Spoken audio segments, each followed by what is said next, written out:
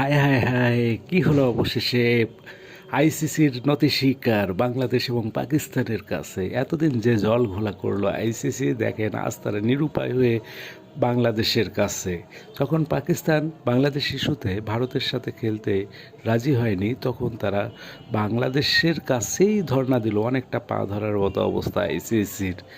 যে এখন আমিনুল ইসলাম বুলবুল যে পাকিস্তান সফরে গেলেন, সেখানে তিনি ক্রিকেট বোর্ডের কর্মকর্তাদের সাথে আলিঙ্গন করলেন, উষ্ণ অভ্যর্থনা মতবিনিময় করলেন।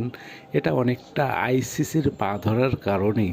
আইসিসি বাংলাদেশ পাকিস্তানের কাছে যা জানা যায়, তারা নীতিগতভাবে সিদ্ধান্ত নিয়েছে রুদ্ধদ্বার বৈঠকে যে তারা 3টি প্রস্তাব দিবে। এক, বাংলাদেশ এবং পাকিস্তানকে তারা আর্থিক ক্ষতিপূরণ দেবে বিশাল অঙ্কের। 2, তারা গোপনেই হোক আর প্রকাশ্যেই হোক পাকিস্তান এবং বাংলাদেশের কাছে ক্ষমা চাইবে। 3, ভবিষ্যতে আইসিসিতে যেন সাম্য অবস্থা বিরাজ থাকে, এই অঙ্গীকার তারা করবেন মর্মে জানা যায়। পক্ষান্তরে পাকিস্তান এবং বাংলাদেশও চাচ্ছে আইসিসি তারা দ্বিমাত্রা সুলভ ব্যবহার যেন তারা পরিত্যাগ করে, ভবিষ্যতে সবার জন্য সমান নীতি, এই নীতিতে অটল থাকতে হবে এবং সকল প্রকার ঝুঁকি নিরসনে কাজ করতে হবে। এ যদি মেনে নেয় তাহলে ভারত পাকিস্তানের ম্যাচ 15 ফেব্রুয়ারি হবে।